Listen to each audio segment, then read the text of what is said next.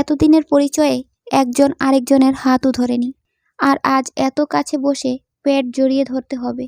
পূর্ণা ঢুক গিলে মিনমিনিয়ে বলল, সাইকেল দিয়ে যাব না আমি। মৃদুলের ভ্রুযুগল বেঁকে যায়। সে ধমকে ওঠে, নাটক করতেছ কেন? তাড়াতাড়ি ওঠো আর মুখটা ঘুরো, মানুষ দেখব। সূর্যের কিরণ এসে পড়ে মৃদুলের চোখে মুখে। স্নিগ্ধ চকচকে ফর্সা মুখের সাথে বেঁকে যাওয়া দুটি ভ্রু কি সুন্দর করেই না মানিয়েছে। পূর্ণা সেদিকে চেয়ে থেকে কিছু বলতে পারল না। নিকাব দিয়ে মুখ ঢেকে মৃদুলের পেছনে বসল। মৃদুল মৃদু হাসল, যা চোখে পড়ল না পূর্ণার। মৃদুল সাইকেলের চাকায় পা দিতেই পূর্ণা খামচে ধরে মৃদুলের শার্ট। মৃদুলের সর্বাঙ্গে একটা অজানা অচেনা সুন্দর অনুভূতির উথাল পাতাল ঢেউ ওঠে। পূর্ণার বুকে দ্রিম দ্রিম শব্দ হচ্ছে। নিঃশ্বাস এত বেশি এলোমেলো হয়ে পড়ে যে পূর্ণার মনে হচ্ছে এক্ষুনি সে মারা যাবে। মৃদুল আটপাড়া পার হয়ে পূর্ণার উদ্দেশ্যে বলল, কাঁপতাছো কেন? পূর্ণা কিছু বলতে পারল না। কি লজ্জা! সে কাঁপছে, এটাও মৃদুল টের পাচ্ছে। পথে দুই দিকে যতদূর চোখ যায় বিস্তীর্ণ মাঠ, কোথাও কোনো মানুষ দেখা যাচ্ছে না। পূর্ণা দূরে চোখ রেখে চুপ করে রয়েছে। মৃদুল বলল, পূর্ণা, এ কেমন মায়াময় ডাক? পূর্ণার হৃদয়ে উঠা অপ্রতিরোধ্য তুফান বেড়ে যায়। বুকে এত জোরে জোরে শব্দ হচ্ছে কেন? যদি মৃদুল শুনে ফেলে, সে তো লজ্জায় মরেই যাবে। মৃদুল আবার ডাকলো, পূর্ণা। পূর্ণা জুবুথুবু হয়ে উত্তর দিল, কি? আমার হাত পা অবশ হইয়া যাইতেছে কেন? আমারও। সাইকেল থেমে গেল। মৃদুল পূর্ণাকে বলল, নামো। পূর্ণা নামলো। মৃদুল বলল, সাইকেল দিয়ে আর যাওয়া যাইব না, দূরে থাকা ভালো। তোমার ছোঁয়া বিজলির মতো বাইরিতেছে আমারে। মৃদুলের কথা শুনে পূর্ণার খুব হাসি পেল। সে হাসি আটকে রাখল না, হেসে ফেলল। যদিও হাসি দেখা যায়নি, তবে মৃদুল বুঝতে পারল পূর্ণা হেসেছে। সে মুখ ভার করে বলল, হাসবাই তো, আর একটু হলে মরেই যেতাম। পূর্ণা সশব্দে হেসে উঠল। মৃদুল বলল, হইছে, আর হাসা লাগবো না, হাঁটো। মাঠের মাঝখান দিয়া যাই, কি বলো? তাহলে তাড়াতাড়ি যেতে পারবো। পূর্ণা হ্যাঁ সূচক মাথা নাড়ল। বলল, সাইকেল কি করবেন? হাত দিয়া ঠেলে ঠেলে নিয়ে যাব। দুজন তাড়াতাড়ি পা চালিয়ে রায়পুর চলে আসে।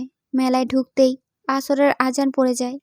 পূর্ণার মাথায় যেন বাজ পড়ে। সে ভীত কণ্ঠে বলল, আসরের আজান পড়ে গেছে, বাড়ি কখন যাব?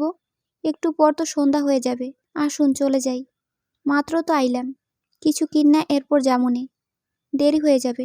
খালি চুড়ি আর লিপস্টিক হইলেও নিয়া যাবা, আসো। মৃদুল শক্ত করে পূর্ণার হাত ধরল। এই প্রথম মৃদুল হাত ধরেছে। সঙ্গে সঙ্গে পূর্ণার মনে হয় চারিদিকে সব ভিড় কোলাহল থমকে গেছে। থমকে গেছে নাগরদোলার ক্যাচ ক্যাচ শব্দ। পূর্ণার মনের আঙ্গিনা জুড়ে নৃত্য শুরু হয়। সে ভুলে যায় তার বাড়ি ফেরার তাড়া। মৃদুল যেদিকে নিয়ে যায় সেদিকে ছুটে যায়। চারিদিকে কত শব্দ, কত মানুষ, রং বেরঙের কত শাড়ি, গহনা, চুড়ি। কিছুই পূর্ণার চোখে পড়ছে না। শুধু অনুভব করছে একটা পুরুষালী শক্ত হাত তার হাত শক্ত করে ধরে রেখেছে। মনে মনে এই মানুষটাকে সে ভালোবাসে। রঙিন রঙিন স্বপ্ন দেখে। এই সমাজ বিয়ের বাজারে সাদা কালোর ভেদাভেদ করবে জেনেও সে ভালোবাসে।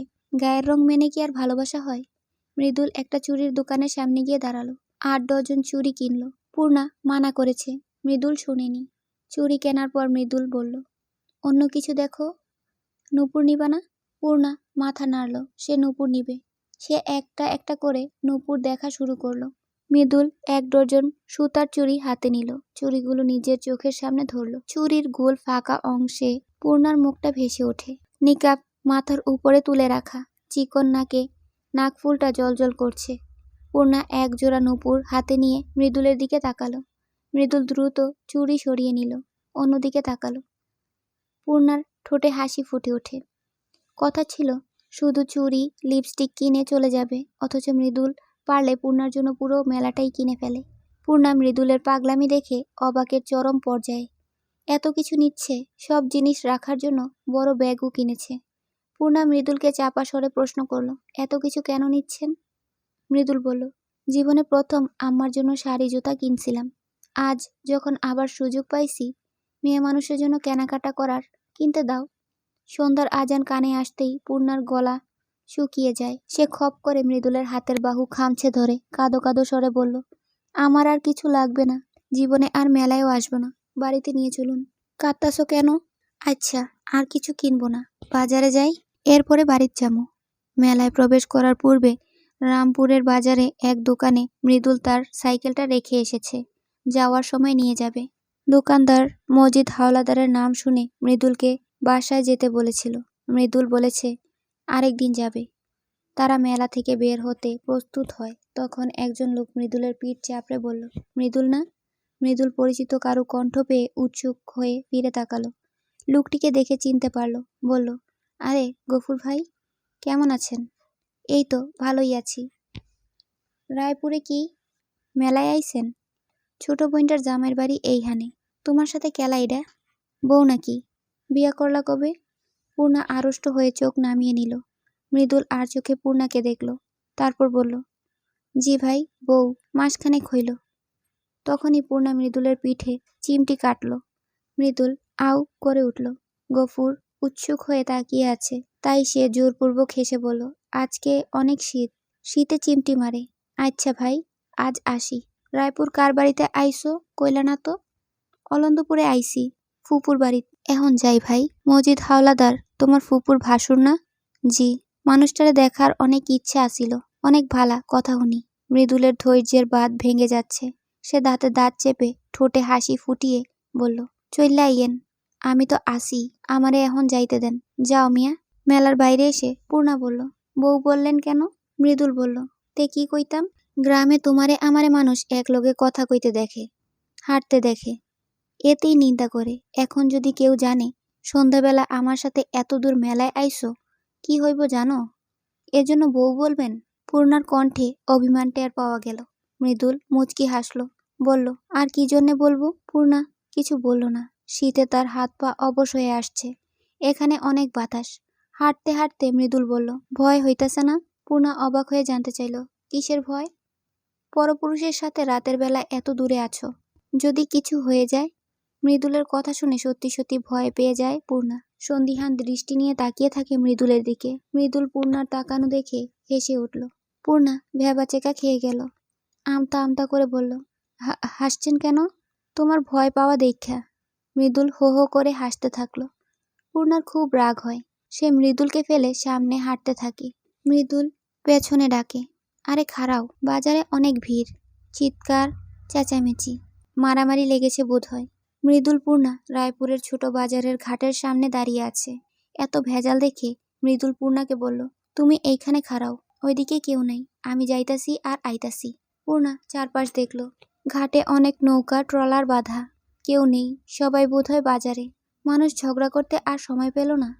মৃদুল চলে গেল। পূর্ণা কাচুমাচু হয়ে দাঁড়িয়ে রইল। দূর থেকে ইঞ্জিনের শব্দ আসছে। কোনো ট্রলার এদিকে আসছে। গা হিম করা ঠান্ডা। পূর্ণা ব্যাগ থেকে নতুন কেনা শাল বের করে গায়ে জড়িয়ে নিল। এবার ঠান্ডা কম লাগছে। ট্রলারের ছাদে বসে আমির সিগারেট ফুঁকছে। তার এক পা ঝুলছে। শীতের তীব্রতায় আমিরের রক্ত চলাচল বন্ধ হওয়ার উপক্রম। তবু উঠে গিয়ে শীত বস্ত্র ব্যবহার করছে না, সহ্য করছে। নদীর জলে চেয়ে থেকে কিছু ভাবছে। তার মাথায় প্রচণ্ড ব্যথা। ৩-৪ দিন ধরে সারাক্ষণ কপালের রগগুলো দপদপ করছে। সারাদিন দৌড়াদৌড়ি করছে। খুব ঝুঁকি নিয়ে এইবার তারা মেয়ে শিকার করছে। কখন কোন ভুল হয়ে যায় কে জানে। সারাক্ষণ একটা আতঙ্ক কাজ করে। আমির যে ট্রলারে বসে আছে সে ট্রলারটি ঘাটে বাঁধা। তাদের আরও 4টা ট্রলারও পাশে আছে। আমিরের ডান পাশে একটা ইঞ্জিনের ছোট নৌকা এসে থামল। নৌকায় রয়েছে মজিদ, খলিল, সাথে আরও 2জন লোক। তাদেরকে দেখে আমির দ্রুত সিগারেট ফেলে দিল, ছাদ থেকে নামল। মজিদকে ভক্তির সাথে সালাম দিল। মজিদ গম্ভীর স্বরে সালামের উত্তর দিয়ে বললেন, এইখানে কি করছো? আমির বাধ্য ছেলের মতো বলল, মেলায় এসেছি, আম্মা পাঠিয়েছে, তাড়াতাড়ি ফিরো। জি আব্বা। মজিদের সাথে থাকা 2জন লোক মজিদের সাথে বুকে বুক মিলিয়ে বলল, তাইলে এখন আসি ভাই। মজিদ বললেন, জি আসুন, শুক্রবারে কিন্তু আসবেন। আরে আসবো আসবো, আপনি দাওয়াত করবেন আর আমরা আসতাম না? মজিদ হেসে বললেন, সাবধানে যাবেন। লোক দুটি চলে যেতেই আমির ছাদে উঠে বসে আরেকটা সিগারেট ধরালো। তীক্ষ্ণ চোখে মজিদের দিকে তাকিয়ে বলল, সব চাপ কি আমার উপরেই? অন্যদের নাকে সর্ষে তেল দিয়ে আরাম করা হচ্ছে। মজিদ বললেন, আরে আব্বা আমার, আমরা তো আছি। খলিল বাঁকা স্বরে বললেন, সারা বছর তো আমরাই এইখানে দৌড়াই, এই কয়দিনে তোর। খলিল পুরো কথা শেষ করতে পারলেন না।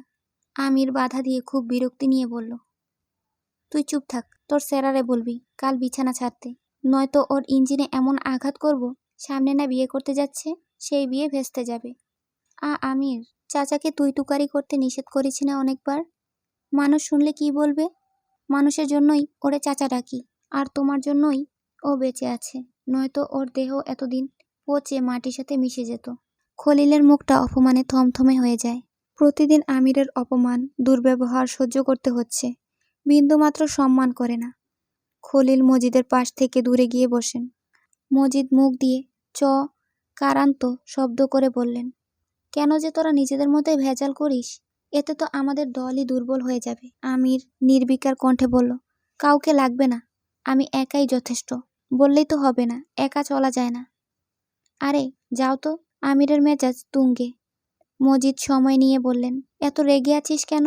আমির চোখ বড় বড় করে তাকালো। তার চোখ দুটি লাল, ভয়ঙ্কর রেগে আছে সে।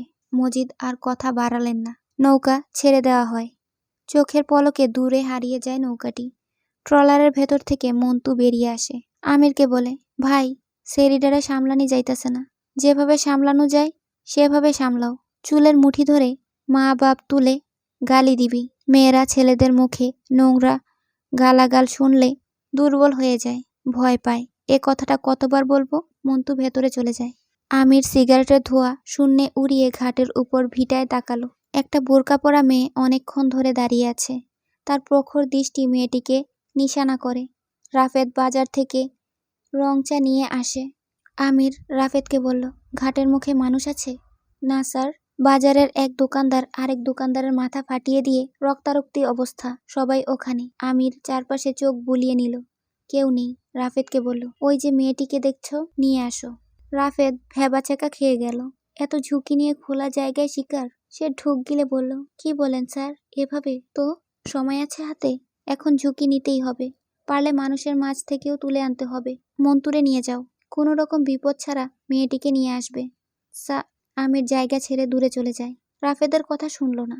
তার বারবার মনে হচ্ছে পদজাকে মায়া দেখিয়ে এভাবে ছেড়ে এসে সে ভুল করে ফেলেছে। কেন ভুল মনে হচ্ছে জানে না। পদজা একবার খুন করেছে। এছাড়া সে সাহসী, বুদ্ধিমতী। সে চাইলে বুদ্ধি দিয়েও অনেক কিছু করতে পারে, কিন্তু কি করবে? বের হতে তো কোনোভাবেই পারবে না। মেয়েগুলোর ঘরে ঢুকতে পারবে, কথা বলতে পারবে, এর বেশি কিছু না। তবু মনটা কুগাইছে। ভুল হয়েছে মনে হচ্ছে। সে নিজেকে নিজে প্রশ্ন করে, আমি কি কোনো বোকামি করে ফেললাম? ওইদিকে সব ঠিক আছে তো? রাফেদ হাঁ করে আমিরের যাওয়া দেখল। তারপর একটা কাচের বোতল থেকে তরল কিছু ঢেলে নিল রুমালে। মন্টুকে নিয়ে ট্রলার থেকে নামল। তাদের লক্ষ্য অপেক্ষারত কালো বোরকা পরা মেয়েটি। অনেকক্ষণ হলো, তবু মৃদুল আসছে না। পূর্ণা বিরক্ত হয়ে নিকাব মাথার উপরে তুলল। ব্যাগ থেকে টর্চ বের করল।